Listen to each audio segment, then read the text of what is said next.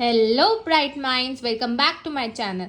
And bright minds, मैंने जैसे कि आपको बोला था कि DSSB की सीरीज स्टार्ट है और मैं आ गई हूँ नई वीडियो के साथ, जो कि है हमारी जीन पियाजे की थ्योरी। सो फ्रेंड्स, ये थ्योरी बहुत इंपॉर्टेंट है, हर कॉम्पिटिटिव एग्जाम में आती है, DSSB में भी बहुत ज़्यादा रिपीटेडली आती है। तो ये थ्योरी आपको इस वीडियो के बाद एकदम क्लियर हो जाएगी, एकदम क्लैरिटी हो जाएगी और आपको प्रॉपर नोट्स भी मिल जाएंगे। मैंने प्रॉपर नोट्स प्रिपेयर करे हैं आपके लिए, सो दैट आपके लिए जो स्टडी है इजी हो जाए और लास्ट के टाइम में सिर्फ रिवीजन के लिए आपके पास नोट्स प्रिपेयर हो। तो लेट्स स्टार्ट। तो फ्रेंड्स, जीन पियाजे की अगर हम बात करें तो जीन पियाजे जी ने हमें कॉग्निटिव डेवलपमेंट की थ्योरी दी है। कॉग्निटिव डेवलपमेंट मतलब कि मेंटल डेवलपमेंट, कैसे एक बच्चे का जो मेंटल डेवलपमेंट है, दिमाग जो है वो कैसे टाइम के साथ डेवलप होता है, कि जैसे वो छोटा होता है तब वो कैसे उसका मेंटल होता है और जैसे जैसे वो बड़ा होता जाता है तो कैसे ब्रेन उसका डेवलप होता है, वो इस थ्योरी में स्टेजेस में उन्होंने समझाया है। उन्होंने ये भी बोला है कि जो चाइल्ड है वो एक्टिव लर्नर है, ठीक है। बहुत जल्दी बच्चा जो है सीखता है, आप उसको कुछ भी सिखाओ, इवन कोई अगर हम लैंग्वेज भी सिखाते हैं ना, जो लैंग्वेज हम सिखाते हैं वो जल्दी से ग्रास्प कर लेते हैं, जो चीज़ें हम सिखाते हैं वो जल्दी से सीख जाते हैं। बच्चे जो हैं वो लिटिल साइंटिस्ट है, ये भी पियाजे ने कहा था कि बच्चे जो है वो उनको बहुत ज़्यादा एक्सपेरिमेंट करने में बड़ा मज़ा आता है। लेकिन अगर उनके हाथ में आप पेंसिल दे दो तो वो वॉल पे ड्राइंग करने लग जाते हैं या एक्सपेरिमेंट करते हैं। कोई चीज़ दे दो, कोई टॉयज दे दो तो उसको भी तोड़ फाड़ के रख देते हैं, देखते हैं कि उसके अंदर क्या है, कैसा है, क्या बटन्स लगे हुए हैं। रिमोट दे दो तो बटन्स कौन से लगे हैं, मोबाइल दो तो वो भी बड़े ध्यान से देखते हैं, उसको भी कुछ ना कुछ प्रेस करते रहते हैं, कुछ करते हैं कि कुछ ना कुछ ढूंढते हैं, एक्सपेरिमेंट करते हैं, लर्निंग करते हैं, ठीक है। और उन्होंने कहा था कि बच्चों में क्यूरोसिटी बहुत होती है, जानने की इच्छा बहुत ज़्यादा होती है, इसलिए जिज्ञासु होते हैं वो बहुत ज़्यादा, ठीक है। तो ये तो उन्होंने बच्चों के बारे में बताया था। अब इसमें उन्होंने इस थ्योरी में कुछ की कॉन्सेप्ट्स है जो आपको पहले जानने चाहिए, समझने चाहिए, क्योंकि इससे रिलेटेड क्वेश्चन डेफिनेटली आएंगे। तो फर्स्ट जो कॉन्सेप्ट है वो है स्कीमा। अब स्कीमा क्या है? Think of a schema as a mental blueprint और file folder for a specific concept. अब स्कीमा को ना तुम ऐसे समझ लो कि तुम्हारे दिमाग में एक फोल्डर है, जैसे कंप्यूटर में बहुत सारे फोल्डर्स होते हैं ना, तो ये दिमाग का एक फोल्डर है। A child has a dog schema, this mental folder contains everything.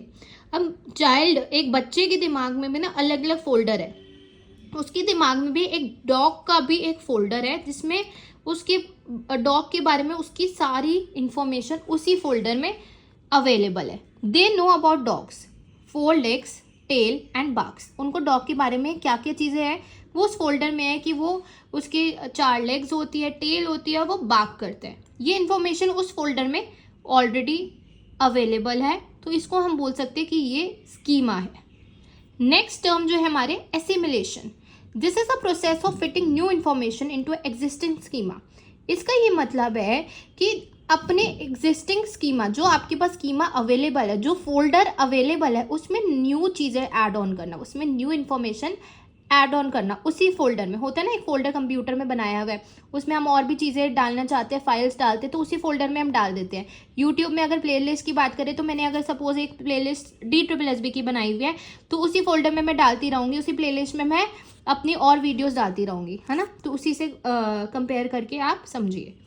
If a child sees a new type of dog, like a Labrador, they use their existing dog schema to understand. अब उन्होंने एक नया तरीके का dog देखा तो वो उसी स्कीमा में, जो डॉग का स्कीमा है, उसी में न्यू इन्फॉर्मेशन को ऐड ऑन कर लेंगे। इसी प्रोसेस को हम एसिमिलेशन कहते हैं, जिसमें पुरानी जो फोल्डर है उसमें हम न्यू इन्फॉर्मेशन ऐड करते हैं, उसको हम एसिमिलेट करना कहते हैं, एसिमिलेशन बोलते हैं। Friends, I hope this is clear to you और आपने इसके नोट्स लिख लिए हो या स्क्रीनशॉट ले लियो। Next word is accommodation. अब इसका क्या होता है मतलब, this happens when a new experience doesn't fit into an existing schema. मतलब कि एक फोल्डर बना हुआ है लेकिन जो न्यू इन्फॉर्मेशन है या कोई न्यू एक्सपीरियंस हुआ है वो पुराने स्कीमा में ऐड नहीं किया जा सकता, तो इसलिए चाइल्ड को क्या करना पड़ता है, मॉडिफाई करना पड़ता है या फिर न्यू फोल्डर बनाना पड़ता है अपने माइंड में। For example, if a child sees a cat and tries to fit into their dog schema. अब उसने पहले तो वो डॉग को जानता था, फिर उसने डॉग के दूसरे टाइप को देखा तो उसी फोल्डर में डल गया।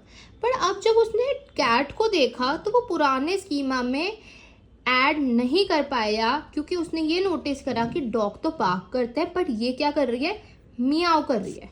तो इसने क्या करा कि पुराने वाले स्कीमा में वो ऐड नहीं हुआ। Instead of barking they have to accommodate and create a new cat schema. अब उसने न्यू फोल्डर बना लिया अपने माइंड में और कैट का अलग से फोल्डर ओपन कर लिया। ओपन असली में नहीं करा, अपने दिमाग में फिट कर लिया। तो ये 3 चीज़ें थी। इससे रिलेटेड फ्रेंड्स बहुत क्वेश्चंस आते हैं, इसमें कोई कन्फ्यूजन नहीं होनी चाहिए।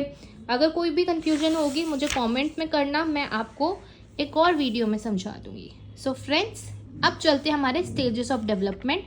4 स्टेजेस दी थी प्याजे ने, एक एक करके समझेंगे। बहुत ही सिंपल, बहुत ही ईजी वे में मैंने नोट्स के साथ प्रिपेयर की है फ्रेंड्स, तो इसमें आई डोंट थिंक आपको कोई डाउट आएगा।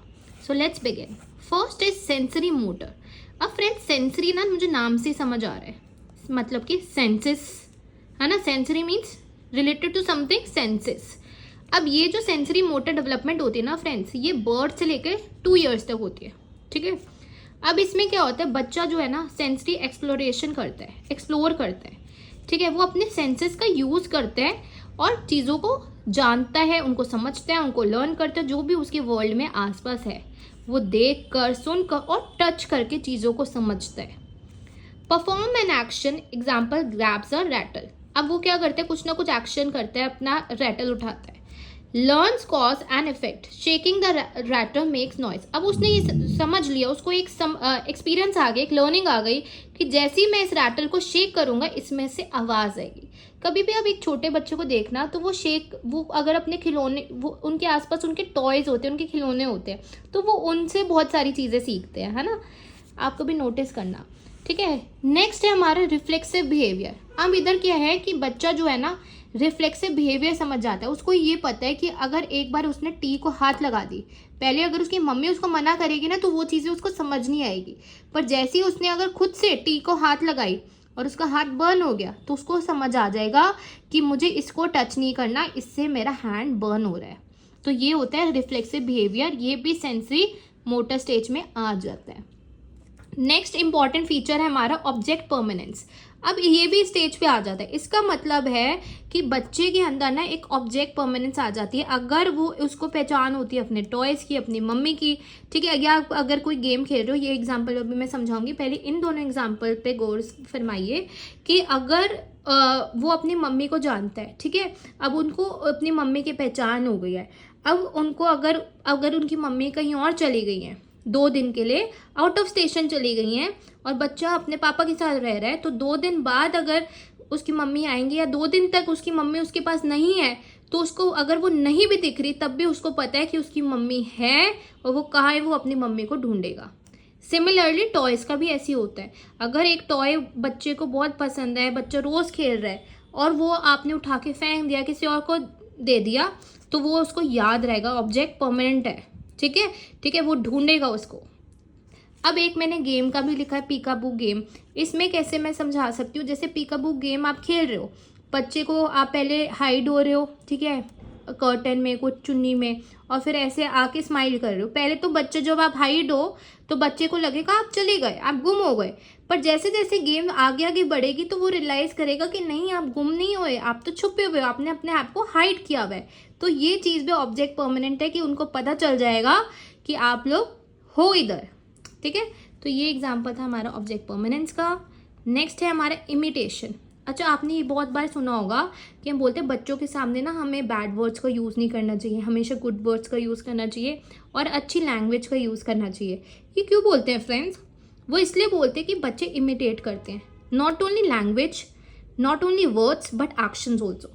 आप रियलाइज़ नहीं करते, पर जैसे जैसे आप बच्चे के सामने करते हो ना, वो चीज़ें बच्चा सीखता है। और कभी कभी हम रियलाइज़ करते हैं कि अच्छा ये तो हम ही करते हैं, हमसे ही सीखा है, ठीक है। तो इसलिए बोलते हैं कि हमेशा बच्चे के सामने एक्शन, वर्ड, हर चीज़ बड़े ध्यान से करना चाहिए, क्योंकि बच्चे बहुत जल्दी इमिटेशन सीख जाते हैं।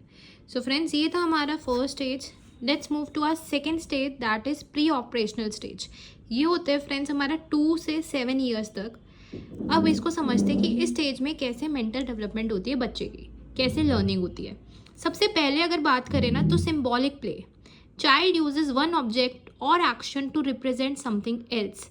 मतलब कि अगर बच्चा जो है, मैंने एग्जांपल भी दिया हुआ है कि बनाना को यूज़ करके फ़ोन बना लेता है ना। आप देखते हो ना, कोई भी फ्रूट उठा लेगा या कुछ भी उठा लेगा, जो भी उसके आसपास चीज़ें हैं, और प्रिटेंड करता है कि वो कुछ और है। तो ये सिम्बॉलिक प्ले 2 से 7 ईयर्स में स्टार्ट हो जाता है, जो बच्चा करते हैं। सेकेंड, अगर हम बात करें तो ईगोसेंट्रिज्म। ईगोसेंट्रिज्म का मतलब है कि बच्चा जो है ना, इस स्टेज में अंडरस्टैंड नहीं कर पाता कि दूसरों के क्या पर्सपेक्टिव है। उसको सिर्फ अपने आप ही दिखता है, सिर्फ उसका व्यू पॉइंट दिखता है, जो वो चाहता है वही हो। वो दूसरों के पॉइंट ऑफ व्यू से नहीं सोच सकता। ये उसके अंदर 2 to 7 ईयर्स तक आ जाता है। थर्ड, उन्होंने बताया कि इरिवर्सिबिलिटी नहीं होती, मतलब कि बच्चे में इनएबिलिटी होती है कि वो रिवर्स नहीं कर सकता प्रोसेस या एक्शन जो भी हुआ है। जैसे सपोज अगर वो क्ले से खेल रहा है, ठीक है, अब उसने क्ले से बॉल बनाई, ठीक है, बॉल बनाई, उसको उसने बिल्कुल प्लेन कर दिया चपाती के शेप में। अब जो वो चपाती के शेप में उसने बना दिया ना, तो अब उसको ये नहीं पता कि ये जो क्ले है इससे दोबारा से बॉल बन सकती है। उसको लगता है कि ये परमानेंट चपाती बन गई। तो वो स्किल्स अभी जो थिंकिंग लेवल है वो इस स्टेज में नहीं आता। नेक्स्ट पॉइंट है हमारा एनिमिज्म। इसमें इसका ये मतलब है कि बच्चा जो है ना, नॉन लिविंग थिंग को भी लिविंग मानता है। आप कभी देखना कि जैसे बच्चा खेल रहा है, ठीक है, खेल रहा है और उसको लग गई, चेयर से लग गई, तो ना वो रोने लग जाता है। और पेरेंट्स ऐसे करते हैं कि वो चेयर ने मार दिया, फिर उसको ऐसे मारने की, चेयर को मारने की एक्टिंग करते कि देख हमने मार दिया चेयर को, देख चेयर को दर्द हो गया, वो रो रहा है। तो ये बात बच्चा मान जाता है, उसको लगता है नॉन लिविंग थिंग भी लिविंग थिंग है। They think sun mountains has feelings. उनको लगता है कि जो भी नॉन लिविंग थिंग्स हैं उसमें भी फीलिंग्स होती है। तो ये हमारा था प्री ऑपरेशनल स्टेज। इसमें आपको 2-3 पॉइंट्स जो है ना पता होने चाहिए, सो दैट आपको MCQ सॉल्व करने में ईजी हो। Let's move to our third stage, that is concrete operational stage. ये होता है हमारा फ्रेंड्स 7 to 11 ईयर्स। फ्रेंड्स मैं आपको बता दूं कि ये जो ईयर्स है ना, ये आपको याद होने चाहिए। अब इसमें क्या है, at this stage children start thinking logically. ये इंपॉर्टेंट है। अब देखो बच्चा बड़ा हो रहा है, अब लॉजिकली वो थोड़ा थोड़ा सोचने लग जाता है, but only about things they can see और टच। मतलब कि वो वाली चीज़ों के लिए वो लॉजिकली सोच सकते हैं जो उसके आसपास है, जिसको वो देख पा रहा है, टच कर पा रहा है। जो उसके आसपास नहीं है, मतलब कि उसकी इमेजिनेशन, वो सब अभी डेवलप नहीं हुआ, उससे रिलेटेड वो अभी लॉजिकली नहीं सोच पाएगा। They can not yet think about abstract ideas like freedom और जस्टिस। ऐसे ऐसे आइडियाज़ के बारे में उसको अभी आइडिया नहीं होता। ठीक है, नेक्स्ट हमारे इसी में आएगा कंजर्वेशन। अब इस स्टेज में 7 to 11 ईयर्स की जो स्टेज होती है, इसमें ना बच्चा अंडरस्टैंड कर देता है, उनको अंडरस्टैंडिंग आ जाती है क्वांटिटी की। अब देखो पहले जो स्टेजेस होती है ना, उसमें तो बच्चे को नहीं पता कि अगर 2 कंटेनर है, एक वाइड है और एक थोड़ा सा लॉन्ग में है, लेंथ में, ठीक है, लेकिन दोनों इक्वल है, मतलब अगर मैं इसमें भी वाटर डालती हूँ इसमें भी डालती हूँ तो दैट इज़ इक्वल। ये बच्चे को पहले नहीं पता, बट अब बच्चे को पता है। They understand that quantity doesn't change if shape changes. अगर शेप चेंज हो रही है तो क्वांटिटी चेंज नहीं हो रही, ये बच्चे को पता होता है। कंजर्वेशन पावर आ जाती है इसके अंदर, बच्चे के अंदर।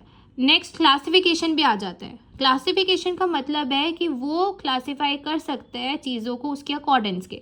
जैसे ऑल रेड पेन, अगर मैं बोलूँ एक स्टूडेंट को, एक बच्चे को जो 7 to 11 ईयर्स का है, तो मैं उसको बोलूँ कि रेड पेन्स को अलग कर दो, ब्लू पेन्स को एक साइड रख दो, तो वो उसके अंदर इतनी ज़्यादा होती है कि वो रख सकते हैं। क्लासिफिकेशन पावर उसके अंदर आ जाती है स्टेज पे।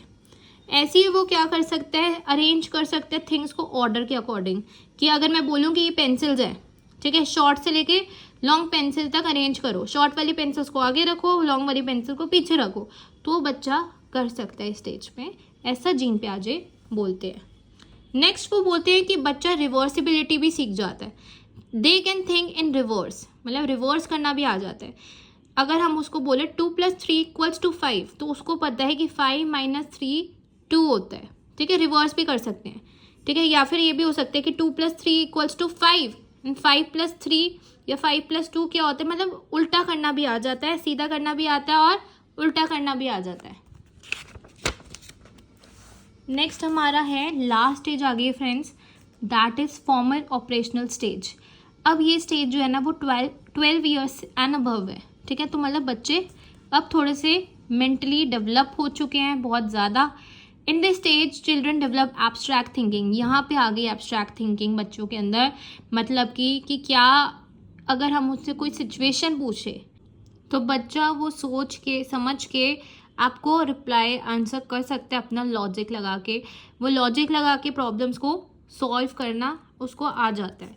नेक्स्ट है हमारा abstract ideas. They can discuss love, freedom, justice, इन सब के बारे में भी उनको आइडिया हो जाता है। वो कुछ भी टॉपिक से रिलेटेड अपनी थिंकिंग, अपनी अंडरस्टैंडिंग के अकॉर्डिंग चीज़ों को सॉल्व कर सकते हैं, चीज़ों को सोच सकते हैं।